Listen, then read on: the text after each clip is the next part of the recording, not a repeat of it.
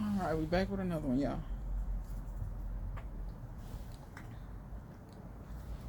So, what I'm gonna talk about today? Today I'm gonna talk about fruit trees. Now, believe it or not, when I planted that persimmon, y'all saw the video where I planted the persimmon in the ground, the persimmon tree in the ground. I actually had some. I was talking in that, but the wind was so bad that day that I had to cut the sound out of that because I ain't want to kill y'all with the wind noise. I mean, it completely wrecked the audio of that video. So I'm gonna go back and do this video and tell y'all what I was saying in that video. So in that video, I was basically talking about fruit trees, and I think I'm gonna put this in my beginner gardener series. I think we'll see. But basically, what I want to talk about is fruit trees for beginner gardeners. That's what I want to talk about. So, do I recommend a beginner gardener run out and get fruit trees? Yes and no. I know a lot of people will tell you just run out and get trees, run out and get trees. I'm gonna caution you. I'm not saying that a beginner gardener can't grow fruit trees. Listen to me closely what I'm saying. And also let me put this out here because these people be sensitive on YouTube. They always think somebody's talking about them. I do not do my videos aimed at anybody. I simply give the information. I simply give the practical information. Are my views the same as everybody else's? No. I'm going to be very honest and tell you that I have noticed in the world, period, a lot of people don't logically think. They just listen to stuff and regurgitate. I don't listen and regurgitate. I have to chew, mull it over, and think about that for a minute. And I also think back to where I was as a beginning gardener. Now, did I get fruit trees right off? Yeah, I was excited. I saw fruit trees on sale for $5. I bought every one of them they had. But let me tell you this, I got very, very lucky. There has been some advice I've seen being put out regarding the fruit trees that I do not recommend you follow. And I will tell you why. Now, see, here's the thing. A lot of people will tell you what to do, but they won't tell you why. If you read, and I'm dropping coins. Like on Mario, pick them up. Hit the little box and pick up the coins. If you looking up something and it don't tell you why they doing it or why you should do that. For instance, somebody was like, do you harvest your pears early? They say you should harvest pears early. I said, why would you do that? They was like, well, I just read that somewhere. And I was like, but did they tell you why? They was like, well, no. I was like, if you're not going to tell me why, what am I listening to that for? So I'm throwing that out there to say, if you're looking up stuff and they don't tell you why, or they don't tell you the details, throw that information in the trash. It's garbage.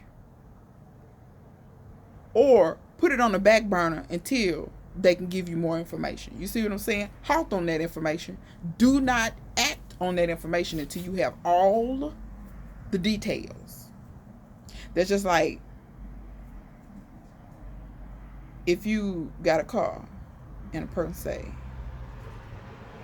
you're not supposed to buy one brand of tires for that car. Oh? And suppose they're telling you it's the highest brand in the world. The most expensive brand. Why I need the most expensive brand? Why? That's the only tire that'll fit on that car? And they won't tell you no details? They're probably lying to you. They're probably just trying to get your money. You know what I'm saying? That falls into any category. So, take that, put that in your pocket and use it. Now, like I said, I'm finna tell you why I'm giving you this advice. Now, when you hear the why, listen and say, does that apply to me? Do I fall in that category? If you don't fall in that category, this information probably, you know what I'm saying? You can listen to it, but it ain't really for you. You get what I'm saying? All information ain't for everybody. It's for the people that need it. So if this don't apply to you, I ain't talking to you. No offense, but I ain't talking to you. You get what I'm saying? I'm talking to the people that this fall into the category of. So, here we go. The trees. Should a newbie gardener buy fruit trees? Yes, if they have some understanding about a few things. Have they looked at what they gonna need, like the requirements for that fruit tree. For instance, I bought an apple tree. The tag played me. They bamboozled me on the tags. I have showed the tags in my previous videos. The tree just say apple. No, it says red apple. Kenny's verifying that it says red apple. What do it say, Kenny? Tell them. Okay, you just gonna mumble. Okay. Yeah, I love you too. Sit down. The tree just said red apple. Kenny, don't get up here and start coughing. You got the COVID? Anyway, now, red apple, everybody with a brain know that red apple is not a variety of apple. Red Delicious is a variety of apple. Honey Crisp is a variety of red apple. Gala is a, you get what I'm saying? Just said red apple. But me being so excited, I just ran about the apple. I have no idea to this day what the apple is. Have no clue. Did not tell me that I needed another pollinator or another apple tree, or that I need to graft another variety onto it. It did not tell me that when I bought the apple. You see what I'm saying? So I got bamboozled. Yeah, the tree was $5, but I'm sitting up here. I waited all these years. I keep seeing blooms. Why I'm not getting the apples? Because it need a pollinator. It can't pollinate itself. You see what I'm saying? So that being said, if you're a beginner gardener, before you run out and buy all these plants, be sure you can get what you need to be successful.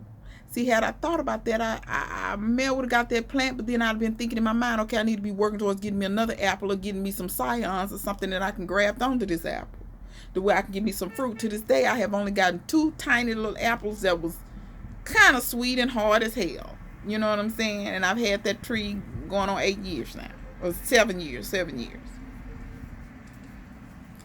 So that's the information that you need as a newbie gardener. Number 2, do you have the sun requirements? Do you have the soil requirements? Do you have the water requirements? You see what I'm saying?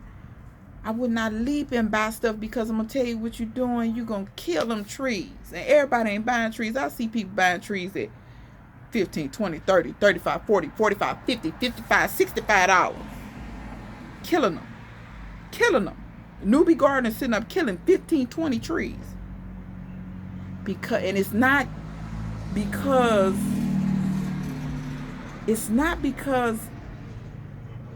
they didn't know. That's what I'm trying to say.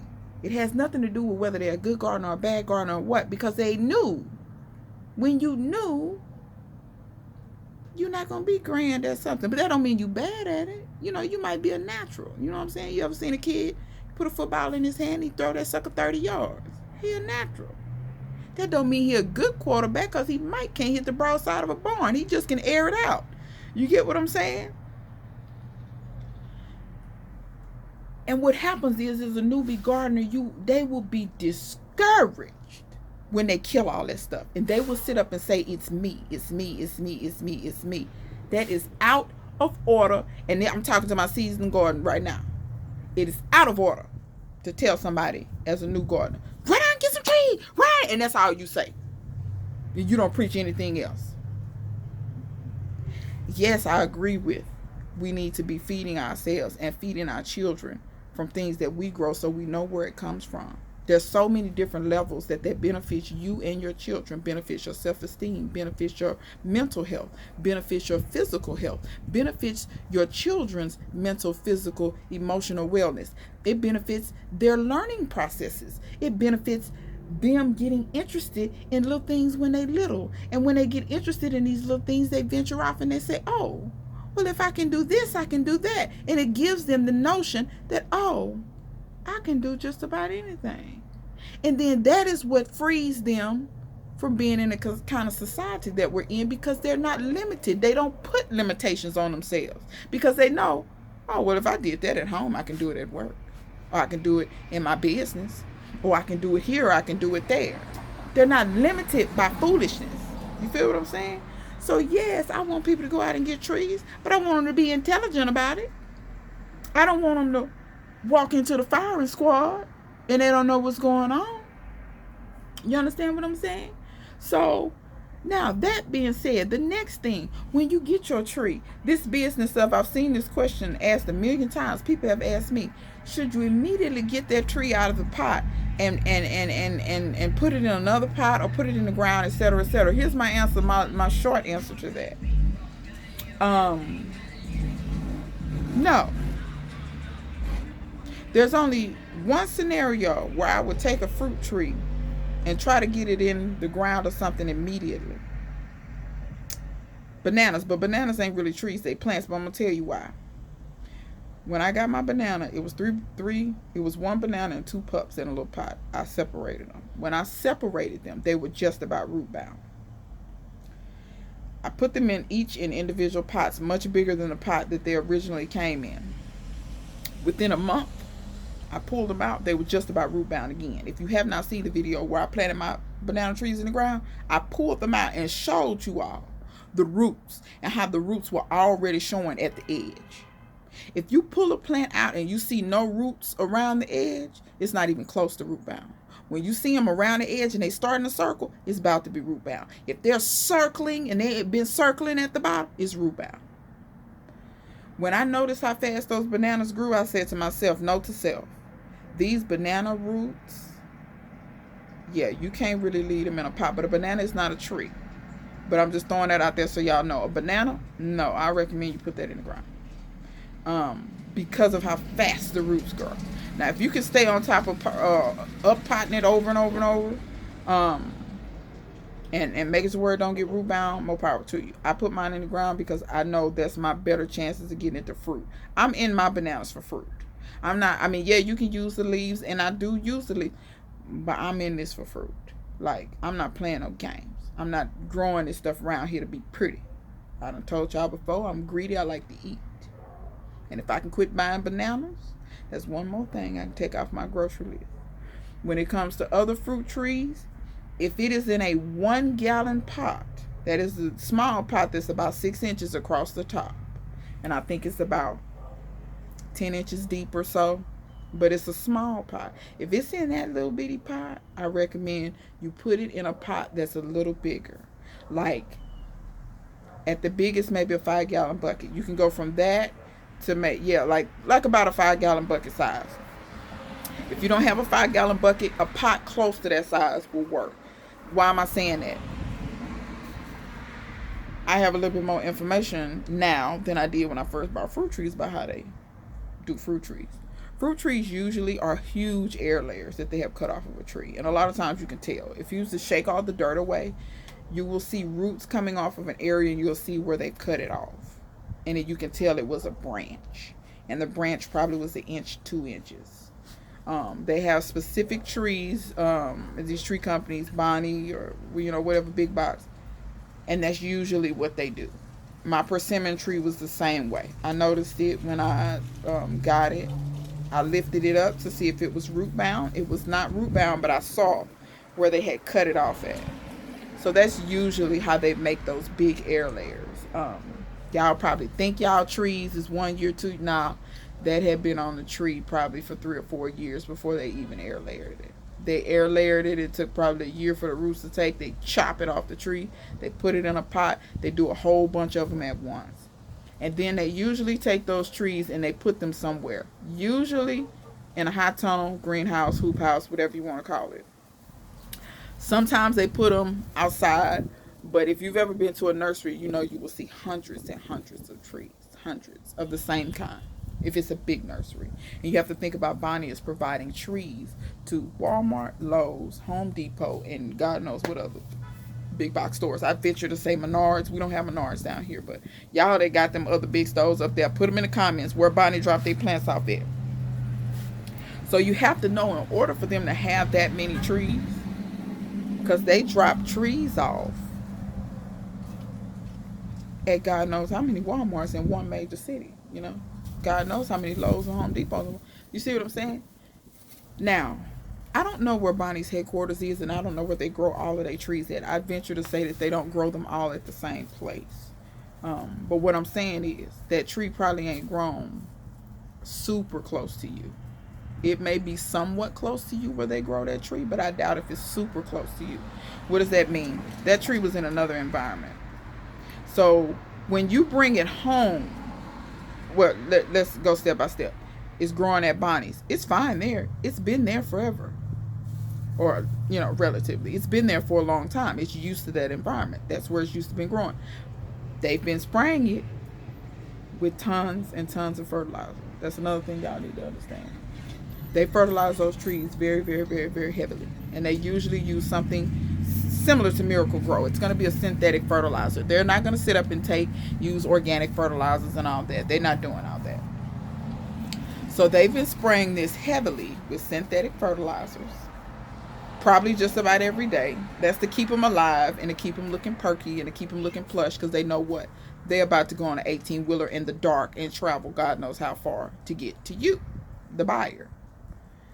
So then once you I ain't got time for this today. Then once you get ready to once they put them on the truck, it's in shock. Now it's in darkness. It's in shock now. So once it's in darkness, at that point, it's gonna be like, Lord, the Mormons have shown up. If y'all think I'm finna convert, anyhow. So that plant is now in shock. It's in a dark 18-wheeler. You don't know what type of temps. You don't know what states it's going across. It's in shock. Once it come out that truck, it's going to a Walmart in a totally different location. If it was in a greenhouse, now it's outside. Technically, I mean, yeah, they cover their little garden center, but it's outside. Well, sometimes it be in a parking lot, so it's outside. So now it's going from being inside a nice greenhouse, cared for, watered every day, fertilized every day, to being on a truck. Ain't no telling how many days it took to get there. Ain't been watered, ain't seen no sunlight. It's in shock. It's in shock number 2 once it get to Walmart. Even though they start watering it, it's in a totally different environment. The temperatures may be different, the humidity may be different, all that may be different. Then you buy it and you take it to your house. You may live 10 minutes away, you may live 30 minutes away, but now it's still getting a different environment. Different. I mean, the temps may not be that much different, but the sunlight's going to be different, probably.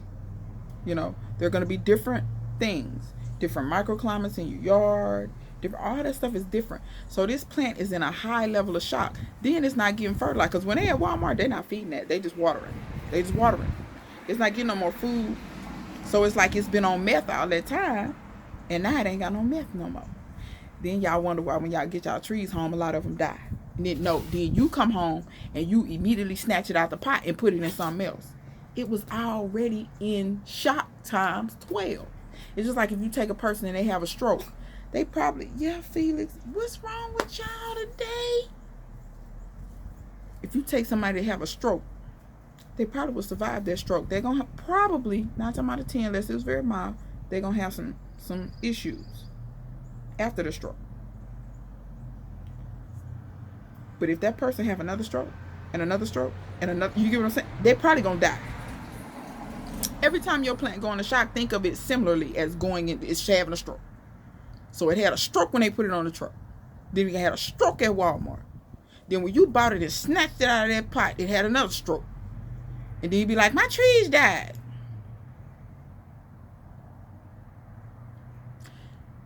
This is the information a lot of times new gardeners have no clue of. Or even if they do, maybe they haven't thought about it. Or they're not cognizant of it. Or whatever.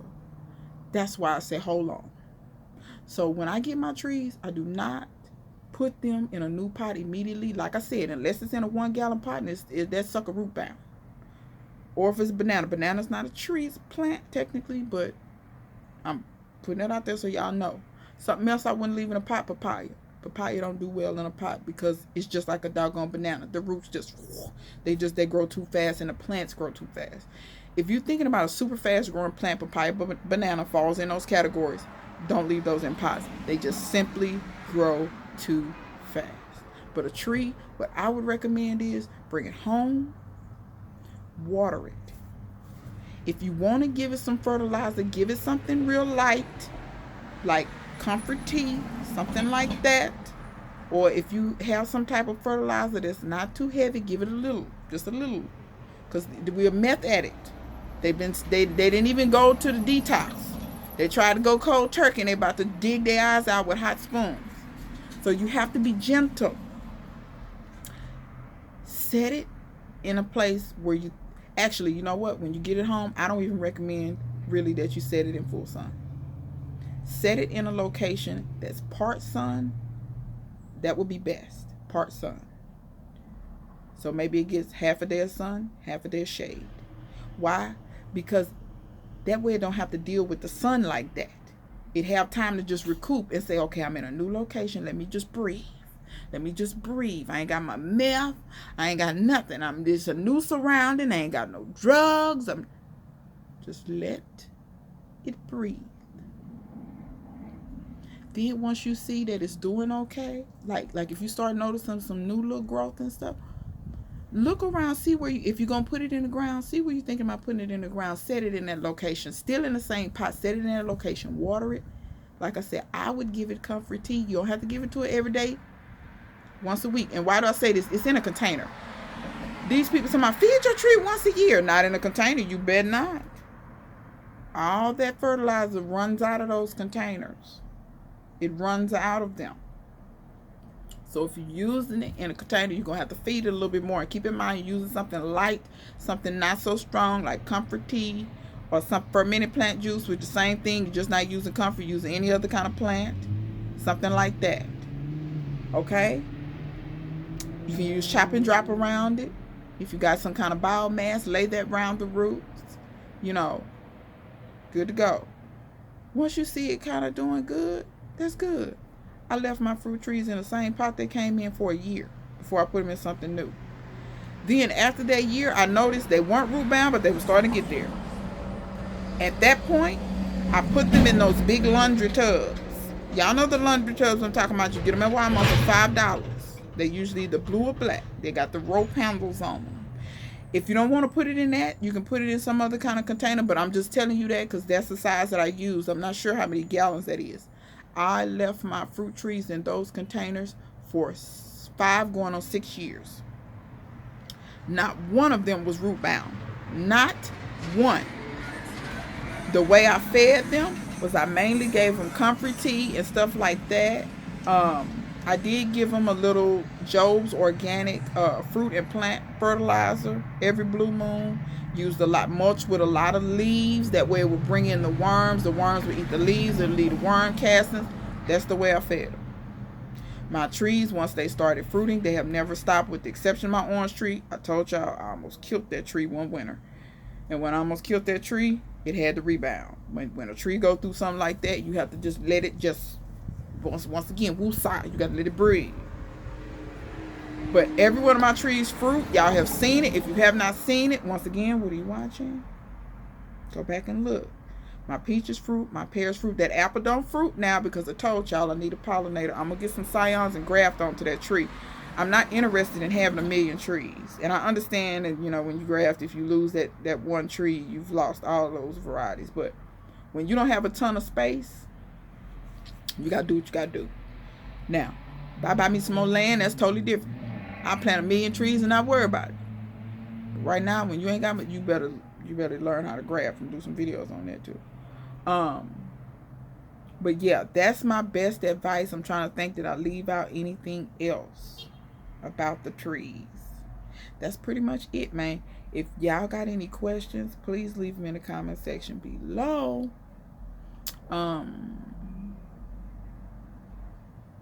Yeah, that's about it, y'all. And me and the boys, Felix and Kenny, have now they breathing instead of screaming at me. We just out here chillaxing, and yeah, that's that. So till next time, see you guys later.